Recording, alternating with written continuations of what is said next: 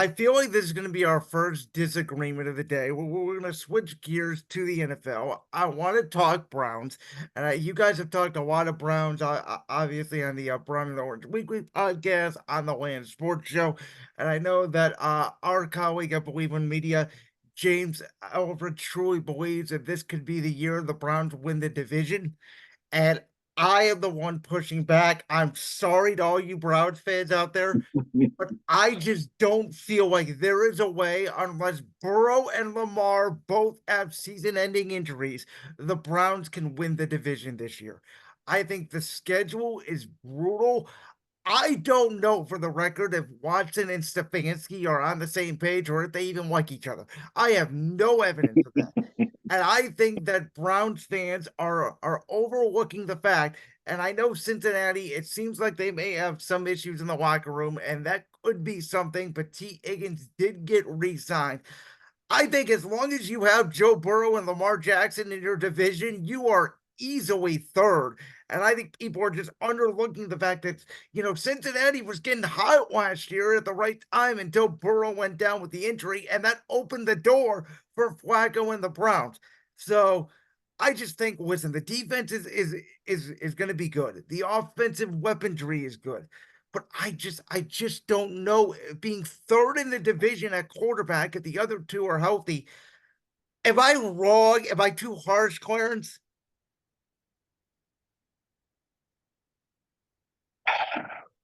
This is where I'm at. You know what? We do have Jackson and Burrow in the division.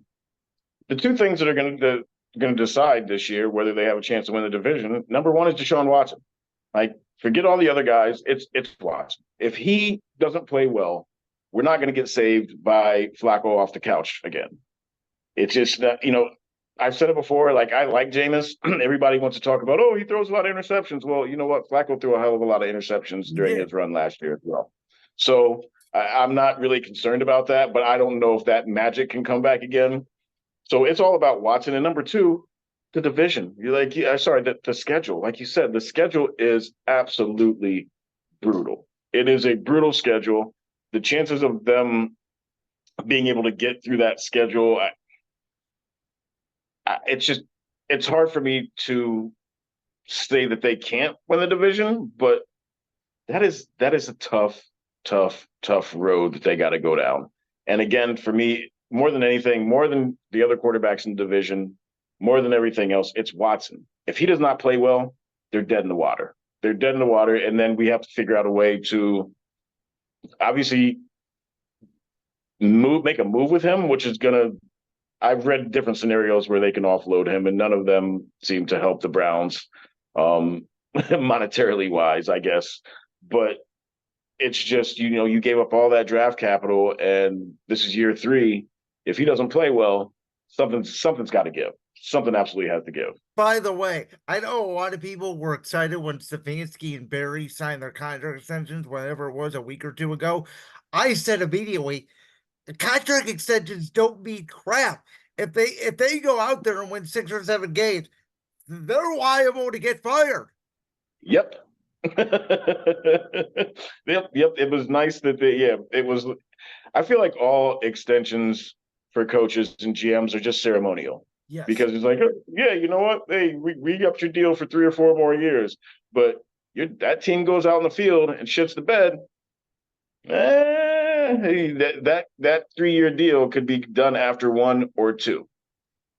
The other thing I told you about the Browns, and I've been telling you this now for the past couple of years, is when it comes to Chubb, I thought the running game was fine without Chubb last year. Again, I'm not saying Chubb is not this terrific player, but I think a lot of people are like, "Oh, Nick Chubb's coming back. He's going to be good." The Browns are.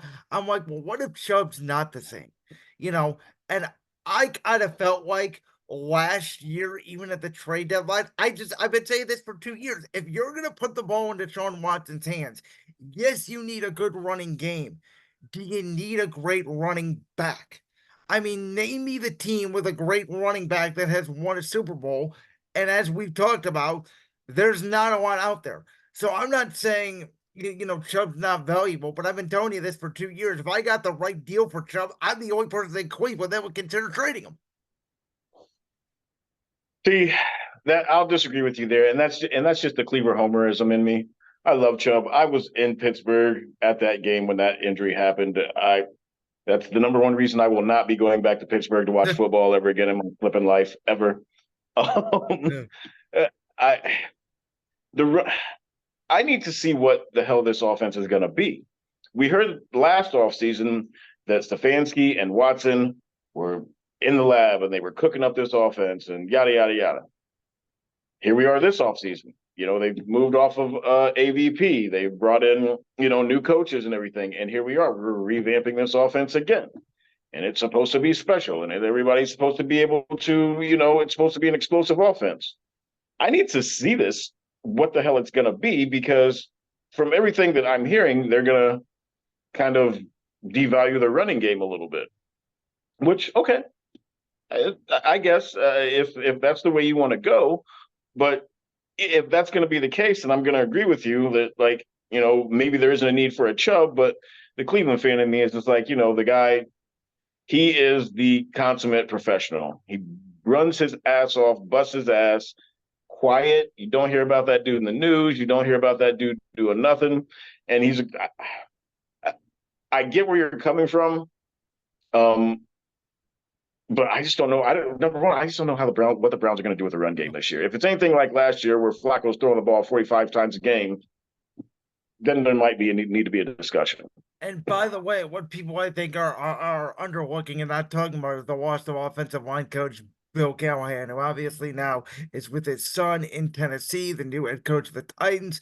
I mean, Bill is such a respected offensive line coach, one of the top three in the league. They have the talent there, but is there going to be a regression just based off not as good a coaching? We don't know that answer. Mm-hmm. Agreed. I thought that it was the Callahan thing. Like, I saw it coming from a mile away. As soon as his son got hired, I'm like, he's gone. Like, if his son asks, he is gone. And anybody who thought differently was a fool. If your kid or your father were to say, hey, you know what? I need you to come in and help me with my first job, whatever that job may be, and you had experience in it, you're going to go. Yeah. So period, point blank, that as soon as he got that job, I was like, if he comes calling, he's done. But yeah, with these changes, like I know the NFL is a league. Obviously, offseason changes are made every year, but I thought it was kind of weird that outside of Callahan, that after a fairly successful season, they switched up all kinds of things on the offensive side of the ball. I thought And that by was the odd. way, from reports, it sounded like some of those weren't a Stefanski decision, and then they give him a contract, etc. It just all seems weird. And the It's whole Watson thing, and I didn't get a chance to talk to you about this last year, but the whole report of he's gonna play, and then he doesn't play, and then he comes back against the Colts and gets hurt. And then, he plays against Baltimore where he couldn't hit me if he wanted to in the first half, then plays the second half with a broken shoulder, and then he's out for the season. The whole reporting around it just felt weird. The Browns are a weird. I don't know what to say. They're in a weird spot. They're a weird organization. and you know what? You're right. Like, it's the whole thing last year with him. Was he going to play? Was he not going to play? It was odd. And you know what covered up for that? Flacco winning. Yeah. Because if they had crapped the bed the rest of the season, that would have been a major point of I said contention. it reminded me. That's why I said I'm not sure if Stefanski and Watson work because it reminded me of Stefanski and Baker at the end when Baker Yep. was fighting with a shoulder injury. Yep. Well, because remember, he came out and said, "Oh yeah, he's going to play," and then Watson came out and said, "Oh, I'm not going to play," and there was all these conflicting stories, just like you And said. then they're Are they on the switching same page? quarterbacks with DTR and PJ, which didn't make sense either. I mean, if you're going to go with a guy, go with a guy. I don't know. So, all right. Well, we did this last year, Clarence. I asked you to give me a surprise team that some people thought were under the radar that you thought could make some noise. You picked Tampa, which obviously was right. Baker Mayfield came in, beat down my Philadelphia Eagles in the wild card round. So my Eagles were already defeated because I had a guy with a pencil in his ear coaching my defense. Um, and so we're looking to rebound this year. But I'm gonna ask you again to, give me a team that you think's under the radar that can make some noise, and then give me a team that you think people are too high on. Um, my under the radar team is the Colts. I really like Anthony Richardson. I liked him when he was coming out. He was playing pretty well last year. He's before he got hurt. That's the biggest key. I'm not sure that he could continue playing that kind of style. He never finished a But game, by the way. what'd you say? He never finished a game that he started, which is No, crazy to think about. no, no. And that's the crazy thing. And he still did. He'd rush for a buck 46 or throw for 146, rush for 70, 80 yards, a touchdown here or there. He's a big boy, but I really like the Colts. I feel like Houston kind of took a step up in that division last year, obviously with the way they blew the Browns out in the playoffs. But outside of that, like I'm not. Can they do that again? Probably, but I think with a healthy Anthony Richardson and the moves that the Colts have made in the offseason and just what you saw with them, just with Gardner Minshew. Think Yes. about now. Think about adding their number one quarterback, under center, who can run, who can throw, who can do everything. So Colts would be my squad that I think that are going to be um that are people are kind of sleeping on, honestly. No, And I then like that pick. Um, you know, for me, and again, this may be a little bit of a somewhat of a just a chalk pick, if you will, but I think Chicago is going to take a big step up. And I think when you go from 7 wins, you get the number 1 pick, you get Caleb Williams, and I had said, let's be honest, you watch Justin Fields, he may be a below average NFL starter, but he was not what Caleb Williams was at USC. And for Chicago to fully embrace not only drafting him, but to draft an offensive weapon at 9 with a defensive coach, when I thought for sure they were going to go with a defensive lineman. I look at that offense and I go, okay, DeAndre Swift now running back, DJ Moore, Keenan Allen, Roma Dunze, Cole Kmet. You got Caleb Williams. They were a top 10 defense last year, week 8 of the season on when Montez Sweat came over there. So mhm. listen, I love the Lions. I like what they're doing. I think they got a really good chance this year to make a lot of noise again. But I think Chicago is going to be sneaky, really good. You know what? That was another team that I had looked at as well. The only thing that stopped me from agreeing with you is Caleb Williams. Like we don't know what Yeah. he is. He looks good, but we've seen rookies come in and poop the bed. Um, but I agree. Like what they did on offense, and they already have a great defense. I It's almost up to Caleb Williams just to walk in there and not make too many mistakes, Right. and they should be okay. So I have 2 teams that I think are going to be on the downswing next year. One of them, not so much that I think could still be a playoff team, but sticking in that NFC North, a lot of people have Green Bay as a dark horse Super Bowl team. And I'm looking at that division and I'm going, what do they have best in their own division? They don't have the best quarterback. They don't have the best running back. They don't have the best weapons. They don't have the best offensive line. They don't have the best defensive line. And if Chicago takes the step that we think they're gonna be, I'm not saying that Jordan Love's last 8 games were a flash in the pan, but are we sure he's going to be able to keep up that level at that pace? Because I've never seen anybody go from his own coach saying pretty much he's not even sure he can play on Halloween to arguably by the end of the year being a top 5 quarterback. I've never seen anything like it. Yeah, man, that whole thing was just wild. I feel like with Green Bay,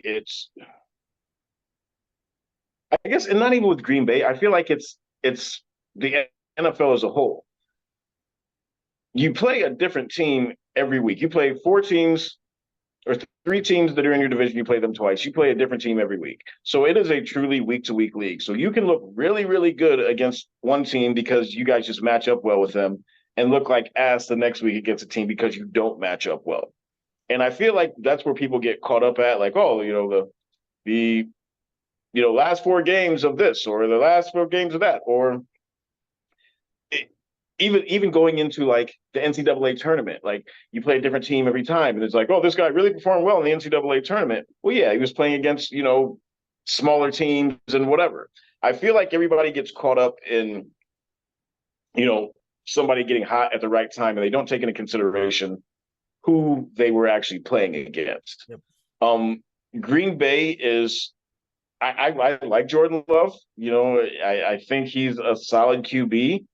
I again agree with you. I don't know that they have what it takes to make a Super Bowl run, playoffs, possibly. I can see them doing that again. But yeah, I don't know. I don't see them as a threat, I guess I should say. The other one that I think some people are on my side, but I don't know if they're quite as there as I am. I think there's a legit possibility the New Orleans Saints could be a bottom 3-4 team in the week. I don't know what they are. I mean, I have compared them to the Washington Wizards, where they're just a franchise. They're just there. Mhm. I have no idea what their identity is. And I defended Derek Carr for years in Vegas and slash Oakland, and he looked washed last year in New Orleans. Olave's a very good receiver. Michael Thomas, aka Swamp Boy, can't stay healthy. Kamara hasn't looked right the last 2-3 years.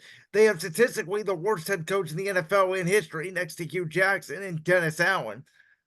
I don't know what they feel like, a team that's trying to hang on to past glory that just need a complete reset. Like, I think they could bottom out.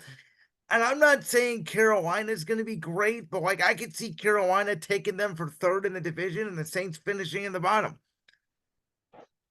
I can't disagree with that at all. I don't know what they are. They're reminding me.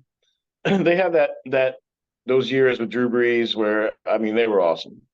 Um, I don't. I feel like they are slipping back into the Aints territory where their fans wear bags on their heads. Like I just don't know what they are. Like you said, what they're good at. Olave, like you said, good. Thomas can't stay healthy. The running game, who yeah, Alvin Kamara went from being, a top five fantasy running back to not playing because he's hurt all the time. So I agree. I don't know what their identity is, and I'm not sure that they're going to figure it out this year. This is the wild one. I throw this out there. If you want to make a splash, start Spencer Rattler week 1. What do you have to lose? I mean, I thought the kid was severely, underdrafted. There was reports that he could go in the second or third round, and it sounded like the only reason why he wasn't is because of this weird video when he was 17 that some scouts and GMs couldn't get over. And I'm like, dude, he's a kid. People take different times to grow up. Again, I'm not saying he's going to be good, but anybody, I mean, Derek Carr is a good quarterback. He did not look like a good quarterback last year. No, no. And I would, at this point, like you said, they're not going anywhere. They're really not. Like, so why not? I'm sure that, they've invested that money in Carr, obviously. But if you can deal him somewhere and just, like you said, kind of bottom out and start over again, you may as well. You're not going anywhere with the way that roster is constructed right now. I'm gonna say one more NFL thing. We're gonna switch to the AFC. We're talking about the Jets because they're the hot team, they're the hot flavor of the month. I have said this year, Miami's lost a lot of pieces on defense. Buffalo, they lost Diggs, they lost almost their entire secondary. They feel like an 8-9 win team, not a 10-11 win team. They don't feel as good as they were a couple years ago. It really does feel like, again, with the addition of Mike Williams in offense, they upgraded the offensive line, Brees Hall back at running back. Like, this should be the Jets' year to win the division. And yet, Aaron Rodgers is on some ayahuasca trip during mandatory minicamp, which I'm sorry, I make a big deal out of mandatory minicamp, out of training camp. I think that's where Super Bowl teams are built in June, in July, in August, where you get everybody together, you get your team camaraderie, everybody's on the same page. And so, Clarence, I have been pounding the table that even though the Jets are third best odds of the AFC East, it might be the best bet on the table for a team to win the division this year in terms of money and value. And now I'm like, I may have to take it back because this is a horrible look. it's funny because the team that I think could disappoint is the Jets. That was the one team I was sitting there looking at and being like, you know what? It just seems like there's always some kind of silly ass drama going on around them since pretty much even before I guess Rodgers got there. But obviously when he got there, that that brought the whole circus with them. But there's something about that organization and just the way that they do things that I don't know. Maybe it is part of the thing is Rodgers is he's out there in a dark cave somewhere tripping on whatever it is that he's on. I just there's something about them that just does not sit right with me. I can't really put my finger on it, but I feel like people are overrating them. I really do. See, I was with you last year because I didn't feel like the talent was there. I thought the offensive line was bad. This year, again, I feel like it's a combination of upgraded offensive line, the defense is still there, and the two teams in their division that are the favorites, to me, got worse. And so Yeah. that's where I'm like, okay, this is their year because I think New England's going to be a bottom three team in the league again. I feel bad for Drake May. I don't know how good he's going to be, but I know he's probably not going to succeed there. So the way I look at it, like this is their year, and if they don't do it this year, everybody's getting fired. It sounded like Nathaniel Hackett was going to get fired, and then Aaron told him not to. So it feels like Aaron Rodgers is coaching the team, and Robert Saleh is going along for the ride. Yeah, agreed. And that's why I feel like that they are a team that people seem to love that I feel like is going to fall apart. Honestly, I do. It, Like that clip from the Brands World podcast? If so, make sure you go down there and hit that subscribe button. While you're down there hitting the subscribe button, make sure to also hit the notification bell so you never miss another upload. And make sure you check out all the other clips from the Brands World podcast right here on YouTube.